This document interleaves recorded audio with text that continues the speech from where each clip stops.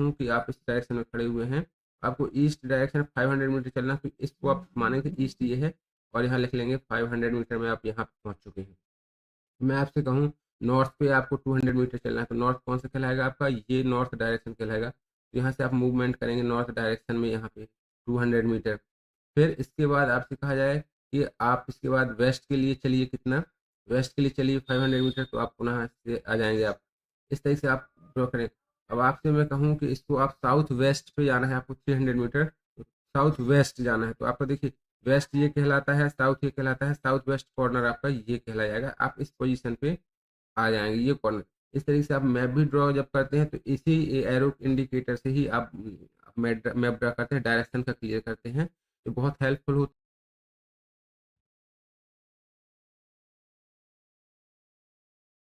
Hello students, welcome to ECA India. आज हम start कर रहे हैं अपना chapter 1, locating places on the earth. बने रहिएगा वीडियो में, हम कंटिन्यू करते हैं अपने वीडियो से। लोकेटिंग प्लेसेस ऑन द अर्थ, जिसका मतलब है पृथ्वी में जितने भी प्लेसेस हैं उनका हम पता कैसे लगा सकते हैं, कैसे जानकारी हमें मिलती है कि कौन सा प्लेस कहाँ पर है। चलिए, इसमें देखिए आपकी स्क्रीन पे दिखाई दे रहा है। सबसे पहले हमने आर्यभट्ट के उस वर्ड से स्टार्ट किया हुआ इस चैप्टर पे।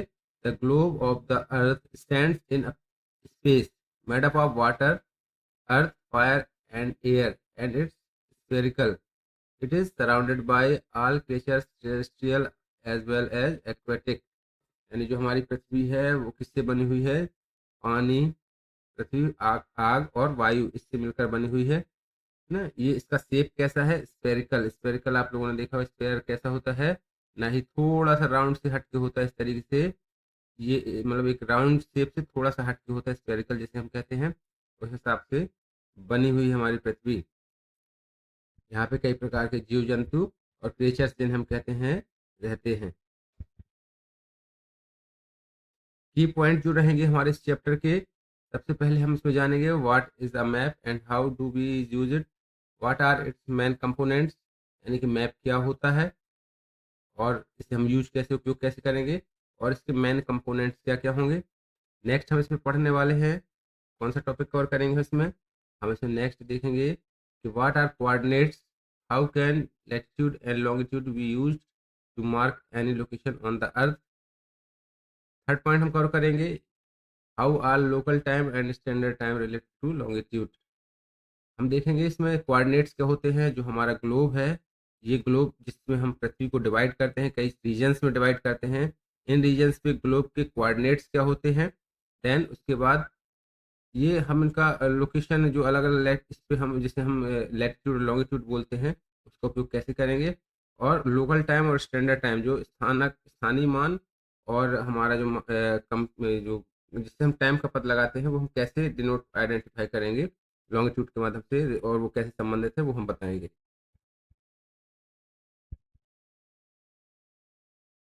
तो देखिए स्टूडेंट, सबसे पहले हमारा जो पहला टॉपिक था व्हाट इज द मैप और हम इसे यूज कैसे करेंगे। तो थ्योरी सेशन पे न जाके हम देखिए सबसे पहले क्या दिखाने वाले हैं आपको, ये एक मैप दिखाने वाले हैं, है ना। ये कहलाते हैं इस तरीके से, छोटे से मैप कहलाते हैं। आप फिगर में देखिए, figure 1.1, figure 1.1 A map of imaginary small city. ये एक स्मॉल सिटी का मैप है। स्टूडेंट, आप किस जगह से बिलोंग करते हैं, किस डिस्ट्रिक्ट से हैं, किस स्टेट से हैं, कमेंट के माध्यम से बताइए। आप जिस भी विलेज या किसी भी सिटी से हैं, अपने आप में इमेजिनरी एक आपको एक वर्क है, आप उसका एक इमेजिनरी मैप बनाइए। एक A4 साइज का पेपर ले लीजिए इस तरीके से। A4 से जहां आप जिस लोकेशन पे आप रहते हैं उसका आप एक आप पॉइंट कीजिए राउंड फिगर से, और अपना एक होम लिख दीजिए, माई होम। माई होम से आपको आपके नियरेस्ट रेलवे स्टेशन क्या है, वहाँ पे बस स्टैंड क्या है, हॉस्पिटल क्या है, आपका स्कूल कहाँ पे है, वो आपको ड्रॉ करना है। तो इस तरीके से आप जब कोई कागज कागज पे कोई इमेजिनरी फिगर ड्रॉ करते हैं अपने वहाँ के लोकल के जो प्लेसेस होते हैं उनको डिनोट करते हैं, तो वो आपका एक मैप बन जाता है। इसी तरीके से एक इमेजिनरी मैप है, इसमें देखिए ये रेलवे स्टेशन है, यहाँ पे रेलवे स्टेशन के साथ साथ यहाँ पे अलग जो लोकल रेसिडेंट है, जैसे लिखा हुआ apartment, hospital, school, market, museum, bank, nagar panchayat, hospital, ये अलग ये प्लेग्राउंड यहाँ पे लिखा नहीं है लेकिन प्लेग्राउंड है। सबके लिए अलग-अलग रूट बनाया गया है, रास्ताएँ बनाई गई हैं। इस तरीके से आप इमेजिनरी मैप इस तरीके से कागज़ पर बनाना, ये एक बहुत इम्पोर्टेंट चीज़ है। एरो बने हुए हैं, यहाँ पे लिखा हुआ है EWNS, यानी ये आपकी दिशाएँ दी गई हैं। इसी के आधार पर आपकी ये मैप बहुत इम्पोर्टेंट रोल प्ले करता है। इसी के आधार पर आप मैप बनाते हैं। कैसे बनाएँगे? आपको अपने विलेज का, अपने सिटी का कैसे मैप बनाना है, इमेजिनरी मैप, इसको आप आगे पढ़ेंगे तो बहुत अच्छे से बना पाएँगे। तो वीडियो स्किप मत करिएगा, कंटिन्यू पूरा वीडियो देखिएगा, है ना? और वीडियो को अच्छे से ज़्यादा से ज़्यादा स्टूडेंट तक पहुँच सके इसलिए लाइक करिए और चैनल को सब्सक्राइब कर लीजिए, बेल नोटिफिकेशन बटन को प्रेस कर दीजिए ताकि और भी स्टूडेंट्स के पास ये वीडियो पहुँच सके और उन्हें भी ये क्लास मिल सके। तो देखिए कैसे इसमें हम इसको अब एक्सप्लेन करते हुए हमने चित्र पढ़ा है। A map is a like a treasure guide. It shows you where things are and how to get to them. Notice the four arrows in the top right corner of the map. We will soon see how they point to some specific direction and make map even more helpful. जो इसके ऊपर 4 direction बनी हुई हैं वो कैसे help करेंगे आपको मैप बनाने में, वो आगे अपन डिस्कशन कर रहे हैं। थोड़ा सा ये एक्सरसाइज है, इसको पहले हम पढ़ लेते हैं, इसके बाद हम उसको आगे मैप को डिटेल से डिस्कशन करते हैं। देखिए on the map in figure 1 given page 8 mark the hospital. Hospital कहाँ उसको आपको मार्क करना है, तो मैंने अभी आपको दिखाया था जहाँ हॉस्पिटल है उसको आपने फाइंड आउट किया था, मैंने बताया था। What is the meaning of the blue coloured areas. उसमें जो ब्लू कलर है ये ब्लैक एंड व्हाइट दिख रहा है, आप अपने बुक्स में देखिए जिसमें ब्लू कलर्ड एरिया है वो क्या मार्क कर रहा है वो आपको बताना है उसमें।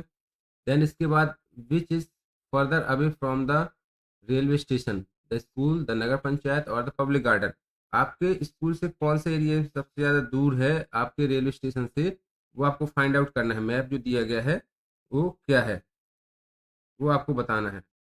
तो अब इसमें देखिए आपके जो सेकंड पॉइंट था meaning of the blue coloured areas, blue coloured areas को आपको पहचानना है। ये देखिए हम मुझे लगता है ये पॉन्ड है, यहाँ पे ये बाहर से नदी टाइप की आई हुई है, यहाँ से पानी जा रहा है।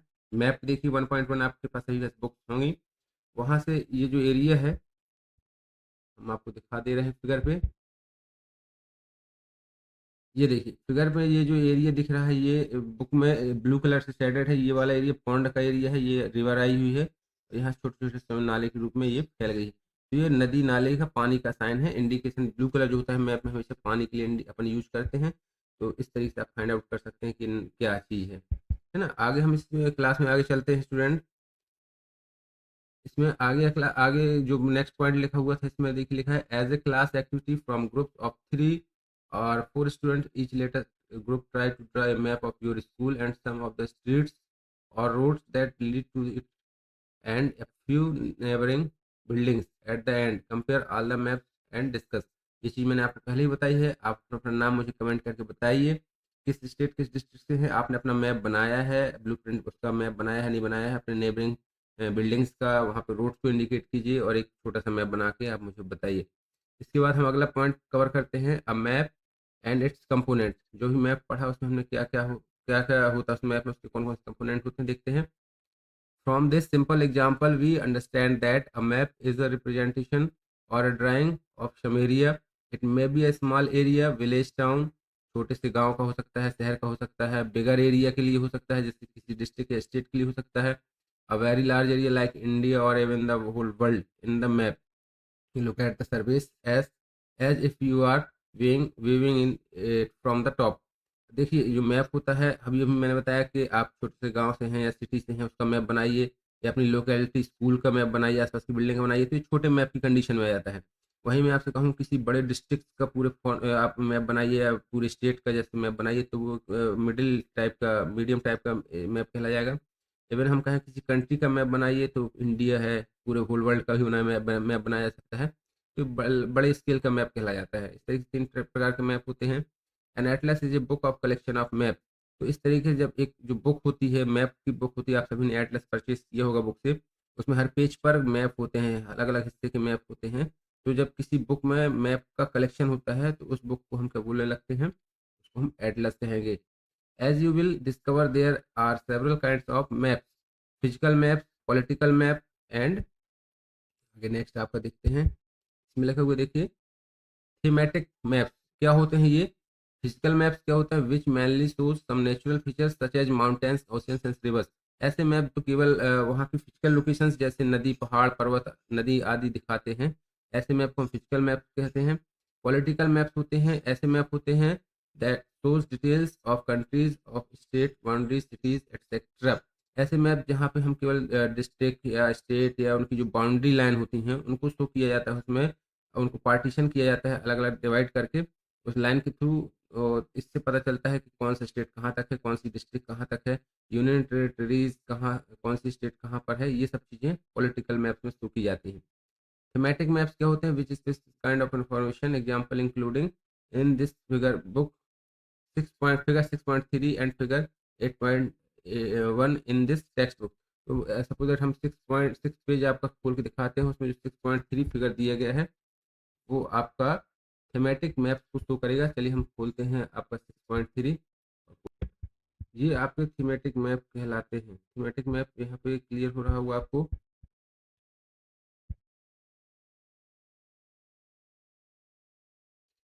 अभी इसकी डेफिनेशन मैंने बताई थी, थीमेटिक मैप क्या कहलाएंगे? जिसमें आपका मैप दिखाई दिए जा रहे हैं और इसमें आपके कुछ स्पेशल बाउंड्री चिन्ह ही दिखाई दे रहे हैं।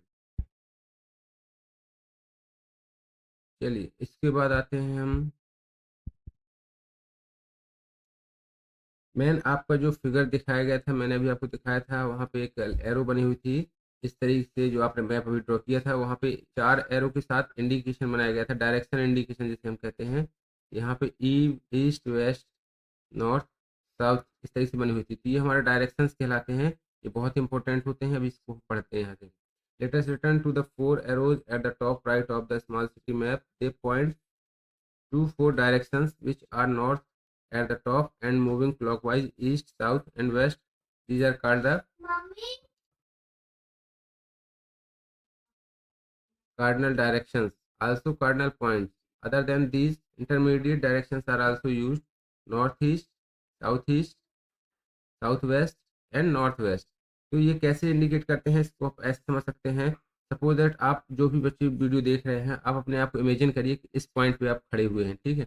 अब मैं आपसे कहूँ कि आपको ईस्ट डायरेक्शन में 500 मीटर चलना है, तो ईस्ट डायरेक्शन आप पहले ऐसी 4 लाइन, 2 लाइन ऐसे क्रॉस करके ड्रॉ करेंगे। उसमें नोट कर दीजिए ईस्ट, वेस्ट, नॉर्थ, साउथ। अब मैं आपसे यदि कहूँ कि आप इस डायरेक्शन में खड़े हुए हैं, आपको ईस्ट डायरेक्शन 500 मीटर चलना है, तो इसको आप मानेंगे ईस्ट ये है और यहाँ लिख लेंगे 500 मीटर में आप यहाँ पहुँच चुके हैं।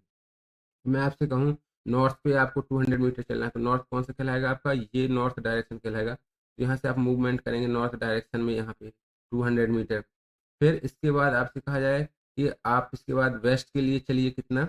वेस्ट के लिए चलिए 500 मीटर, तो आप पुनः से आ जाएंगे आप। इस तरीके से आप ड्रॉ करें। अब आपसे मैं कहूँ कि इसको आप साउथ वेस्ट पे जाना है आपको 300 मीटर, तो साउथ वेस्ट जाना है, तो आपको देखिए वेस्ट ये कहलाता है, साउथ ये कहलाता है, साउथ वेस्ट कॉर्नर आपका ये कहला जाएगा। आप इस पोजीशन पे आ जाएंगे, ये कॉर्नर। इस तरीके से आप मैप भी ड्रॉ जब करते हैं तो इसी एरो इंडिकेटर से ही आप मैप ड्रा करते हैं, डायरेक्शन का क्लियर करते हैं।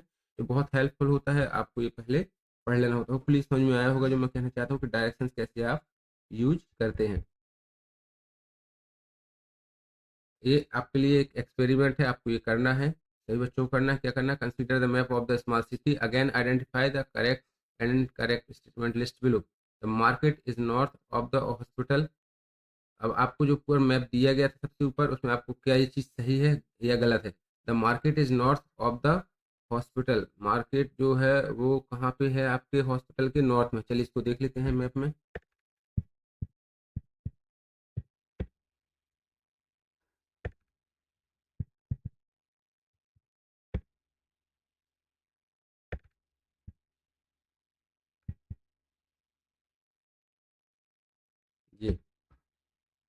ये देखिए यहाँ पे ये है आपका मार्केट और ये है हॉस्पिटल। तो किस डायरेक्शन में है? आपकी direction east, west, north, south. तो मार्केट जो है हॉस्पिटल के किस डायरेक्शन में है? साउथ डायरेक्शन में, बल्कि उसमें लिखा है कि नॉर्थ डायरेक्शन। तो ये हमारा स्टेटमेंट रॉन्ग हो जाएगा। इस तरीके से आपको आइडेंटिफाई करके उससे जो अभी हम पढ़ रहे हैं, रीड कर रहे हैं, उससे आपको पता लगाना है क्या वो स्टेटमेंट करेक्ट है। देखिए नेक्स्ट में क्या दिया गया है यहाँ पे, the museum is south east of the bank. आप ये सब करेक्ट करके आप मुझे कमेंट करके बताइएगा। सही स्टेटमेंट आप लिखिएगा, 1 रॉन्ग राइट जो भी हो, 2 रॉन्ग राइट, इस तरीके से आपको क्लियर करके इसको बताना है। नेक्स्ट इसके बाद हम पढ़ते हैं symbols are another important component of map. Our map has small drawings of actual buildings and a few other elements, but there would not be enough space on the map of a large city or a country to draw them all. Instead, a symbol is used to represent these features. Symbol for different kinds of building, for instance, a railway station, a school, a post office, for roads and railway lines, and for natural elements such as a river, a pond, or a forest. In that way, numerous details can be shown in the limited space available on the map. एक जो map होता है, map में बहुत सारी चीज़ें हमें indicate करनी पड़ती, शो करनी पड़ती हैं, और ये बहुत बड़ी-बड़ी चीज़ें होती हैं जो हम एक छोटे से कागज़ के टुकड़े पे या उस पे रिप्रेजेंट एज़ इट इज़ नहीं कर सकते। तो to make map more easily understood by variety of users, map makers use specific symbols, different countries use different sets of symbols. The Survey of India, a government body, has fixed set of symbols for maps of India और part of India. Small selection of them this shown in figure. देखिए जो map होते हैं, जो map, एक suppose that हमने A4 size के paper में यदि हम कोई मैप बनाना चाहते हैं किसी डिस्ट्रिक्ट का, किसी विलेज का, तो उसको एक सिंबल के थ्रू, छोटे छोटे सिंबल्स डिसाइड किए गए हैं, वो फिक्स होते हैं। ऐसा नहीं होता कि हमने कुछ और भी सिंबल बना लिए या किसी व्यक्ति ने दूसरे सिंबल बना लिए। यदि हम कोई ऑथराइज रजिस्टर्ड सिंबल बनाना चाहते हैं जो ऑल इंडिया में लागू हो, तो उस कंट्री की गवर्नमेंट उसको लागू करती है। गवर्नमेंट के द्वारा एक फिक्स सिंबल्स बनाए जाते हैं पर्टिकुलर चीज़ के लिए। जैसे हम स्कूल के लिए अलग सिंबल बनाया जाएगा, रोड के लिए अलग सिंबल बनाया जाएगा, बिल्डिंग्स के लिए अलग बनाया जाएगा, पानी के लिए अलग सिंबल बनाया जाएगा, जो ऑल इंडिया में हर जगह एक ही सिंबल लागू होगा। इससे क्या होगा कि हमारे जो मैप बनते हैं हर जगह आइडेंटिफाई, उसको पता कराना संभव होगा, और सभी लोग उस मैप को लागू कर सकते हैं, फॉलो कर सकते हैं, आसानी से हर चीज़ का पता लगा सकते हैं। तो ये सिंबल्स होते हैं जो वहाँ की ये अलग अलग कंट्री के अलग अलग सिंबल्स हो सकते हैं। आगे हम इसको देखते हैं, आपको फिगर में दिखाए गए हैं ये सिंबल्स जो फॉलो किए जाते हैं। ये सिंबल देखिए अलग अलग जो इंडियन गवर्नमेंट के द्वारा जारी किए गए हैं, जिसे ऑल ओवर इंडिया फॉलो किया जाता है। रेलवे लाइन के लिए, रोड्स के लिए, बाउंड्री के लिए, देखिए रेलवे में अलग ब्रॉड गेज लाइन होती है, मीटर गेज लाइन होती है, रेलवे स्टेशन होते हैं, तो इनको ये अलग अलग सिंबल तीनों के दिए गए हैं। कौन से ब्रॉड गेज का ये होगा मैप में। इस तरीके से रोड में मेटल्ड अनमेटल्ड, यानी एक कच्ची सड़क ये है, देखिए ये मेटल्ड यानी पक्की सड़क, अनमेटल्ड मेटल्ड मतलब ये कच्ची सड़क और पक्की सड़क है। बाउंड्री इंटरनेशनल स्टेट डिस्ट्रिक्ट, तो ये डिस्ट्रिक्ट के लिए है, ये स्टेट के लिए, और ये बाउंड्री लाइन जो बनती है इंडिया का, जैसे मैप बना होगा आपने देखा होगा इस तरीके से बनता है इंडिया का मैप। तो वहाँ पे जो मैप के लिए जो बाउंड्री लाइन किसी दूसरी कंट्री से दिखाई जाती हैं, तो इस तरीके से उनमें अलग अलग लाइन का उपयोग किया जाता है। River, wall, tag, canal, bridge, ये इनके अलग अलग मैप दिए गए हैं। ये वेल का आपका इंडिकेशन है।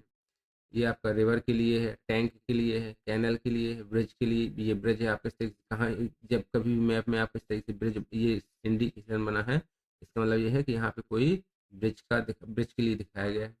ये टेम्पल है, अभी आपको दिखाना चाहते हैं, आप चर्च दिखाना चाहते हैं, ये है मॉस्क यानी मस्जिद दिखाना चाहते हैं और चर्च दिखाना चाहते हैं, तो इस तरीके से आपको दिखा सकते हैं इसको। नेक्स्ट उसके बाद post office, post and telegraph office, police station आप दिखाना चाहते हैं, तो ये इंडिकेशन है उसके लिए। स्टेट, ये आपका देखिए सेटलमेंट,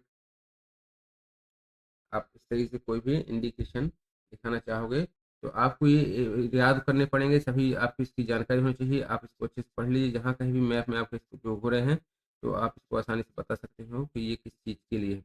अब आप ये देखिए ये क्या चीज़ लिखा हुआ है यहाँ पे, ये आपके दिए गए हैं बस्तियाँ और कब्रिस्तान। यदि आप छोटी सी बस्ती दिखाना चाहते हैं जहाँ पे लोग रह रहे हैं, छोटे छोटे झुग्गी झोपड़े बना करके घर बना कर रह रहे हैं, तो यहाँ पे इसको ये बस्ती, सेटलमेंट में क्या होता है, बस्ती होता है।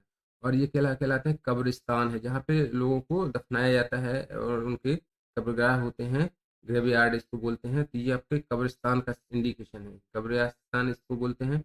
अब इसके बाद trees and grass, trees and grass, ये आपकी ग्रास है और ये आपका ट्री का इंडिकेशन है मैप के अंदर।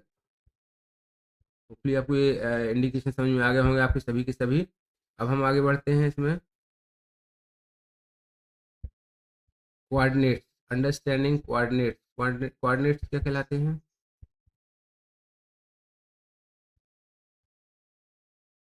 अभी इससे पहले शायद एक टॉपिक छूटा, अपना छोटा सा टॉपिक है, चलिए इसको पहले कवर करते हैं। मैपिंग द अर्थ, अर्थ की मैपिंग किस तरीके से की गई, ग्लोब क्या कहलाता है, इसमें हम क्या क्या पढ़ेंगे, दो पॉइंट पढ़ेंगे, एक तो हमारा ग्लोब और mapping of the earth.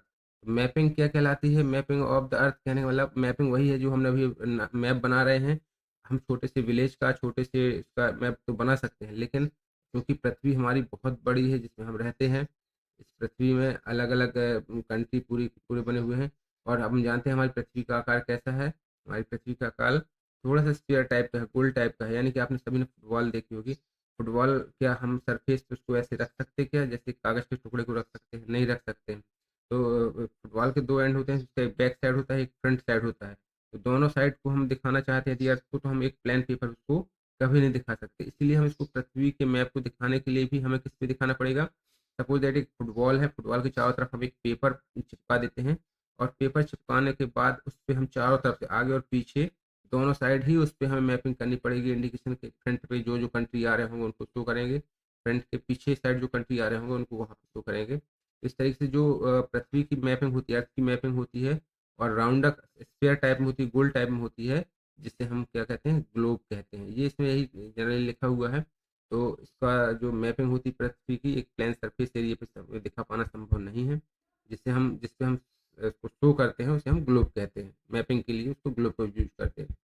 Then आता है कोऑर्डिनेट्स। Understanding coordinates. कोऑर्डिनेट्स क्या कहलाते हैं? Imagine a big market in a city और town with neat rows of shops all the same size. You want to meet a friend at a stationery shop inside the market. Suppose that आपका एक market है, market city के अंदर, town में, उसमें आप अपने फ्रेंड से, उसकी स्टेशनरी शॉप है, आप उसमें मिलना चाहते हैं। तो क्या आप उसमें आसानी से उससे मिल सकते हैं? But your friend does not know where the shop is. उसको पता नहीं कि आपकी शॉप कहाँ पे है। So you would give directions like meet me at 6 p.m. at the seventh shop in the fifth row from the entries. Suppose that market में अलग अलग लाइन बनी हुई हैं, ऐसे रोज में बनी हुई है, मार्केट है ये अंदर। इस मार्केट में यदि आप किसी व्यक्ति को नहीं मालूम कि आपकी शॉप कहाँ है, लेकिन आपको एक पर्टिकुलर एड्रेस बता दें कि आपको कौन सी सेवेंथ नंबर की जो रो है, सेवेंथ नंबर की, sorry, meet me at 6 p.m. At the seventh shop of the fifth row, ये फिफ्थ रो है आपकी। और यहाँ से जो सेवेंथ शॉप होगी वो आपकी होगी। एक पर्टिकुलर एड्रेस होगा इस शॉप का, और एक पर्टिकुलर टाइम होगा, तब आपका फ्रेंड इजीली आएगा उस टाइम पे, और इस रो पर आके इस शॉप नंबर पहुंच के आपसे मिल जाएगा। तो ये कहलाता है डायरेक्शंस, इनको कोऑर्डिनेट्स या एक एड्रेस कहते हैं। इसी तरीके से एक एग्जांपल दिया गया यहाँ पे चेस का। सपोज यहाँ पे ये देखिए, यहाँ पे चेस आप सभी ने खेला होगा। चेस में कितने कॉलम होते हैं, रो होती हैं? 8 कॉलम होते हैं इसमें, और 8 रो होती हैं। इसमें अपोजिट डायरेक्शन में आप लोगों के जो प्यादे होते हैं वो रखे होते हैं, इस तरीके से रखे होते हैं, है ना? आप जब भी इसमें कोई प्यादा चलते हैं तो एक पर्टिकुलर उसका क्या होता है? एड्रेस होता है कि आपकी ये ऊँट है या आपकी कौन है, जो आपकी क्यून है वो यहाँ पे रखी हुई हैं। इनका हम एड्रेस कैसे निकाल सकते हैं? ये एग्जांपल आपके सामने दिया गया है, चेस बना हुआ है। अब इस चेस में देखिए, दोनों ये क्या बने होंगे आपके? ये आपके सपोज ये क्या है? ABCDEFGH, ये कॉलम, इसको बोलते हैं कॉलम। और ये क्या होगी आपकी? 1 से लेके 8 तक क्या है आपकी? ये रो, ये रो है यहाँ पे। अब ये देखिए यहाँ पे यदि आप कोऑर्डिनेट्स, इनके ये कोऑर्डिनेट्स क्या कहलाएंगे? इसके लिए हम क्या कह सकते हैं? इसका एक कोऑर्डिनेट, फिक्स कोऑर्डिनेट इसका एड्रेस है, जिससे पता लगा सकते हैं कि इसका क्या एड्रेस है। देखिए ये डी नंबर के कॉलम पे रखी हुई है, और कौन सी रो पे रखी हुई है? 4। जो वाइट वाला खिलाड़ी है, वाइट वाले खिलाड़ी की प्यादी जो रखी हुई है, वो कहाँ पे रखी हुई है? इस एड्रेस पे रखी हुई। इसको हम कह सकते हैं D4। क्या नाम हो जाएगा इसका? D4। यही हमारे कोऑर्डिनेट्स कहलाते हैं, जिससे हम आइडेंटिफाई कर सकते हैं उस पर्टिकुलर मैप के अंदर सेल कह सकते हैं, या उस एड्रेस को कह सकते हैं, जिससे हम पता लगा सकते हैं कि कौन से नंबर का सेल है। तो इसको हम कह सकते हैं D4 कॉलम। अब ये कहाँ से कहाँ तक मूव हुई है, ये लिखा हुआ ना। अगर हम बताएं ये कौन सी पोजीशन से उठ के आई हुई है, तो ये पहले कहाँ थी? यहाँ पे D4 नहीं थी, ये डी और ये 2 नंबर के कॉलम पे थी। तो D2 से कहाँ पे मूव कर गई है ये? हम इसको कह सकते हैं D4 पे मूव कर चुकी है। इस तरीके से आपको समझ में आया होगा। ये कोऑर्डिनेट्स कहलाते हैं, जिससे हम इजीली बहुत आइडेंटिफाई कर सकते हैं। अब आपको क्या करना है? लेट्स एक्सप्लोर में आकर के, using the same terms, write down your move if you play back and response with the same move. आपको क्या करना है? Same terms, write down your move. आप कौन कौन से मूव कर रहे हैं, यदि आप चेस खेल रहे हैं, और उनको राइट डाउन करिए। कौन से सेल से आप कहाँ पे black play black and respond with the same move. आप कौन से मूवमेंट में जा रहे हैं, कौन से कोऑर्डिनेट आप उस पे पहुँच रहे हैं। इसके बाद नेक्स्ट वीडियो हम बनाएंगे, इसका कंटिन्यू वीडियो बनाएंगे, लैटिट्यूड्स क्या है, लैटिट्यूड्स को आगे समझेंगे। वीडियो समझ में आया होगा, वीडियो को लाइक कर दीजिए, अपने फ्रेंड्स के साथ शेयर कर दीजिए, चैनल को सब्सक्राइब नहीं किया सब्सक्राइब कर लीजिए। मिलते हैं नेक्स्ट वीडियो में। Thank you, bye bye.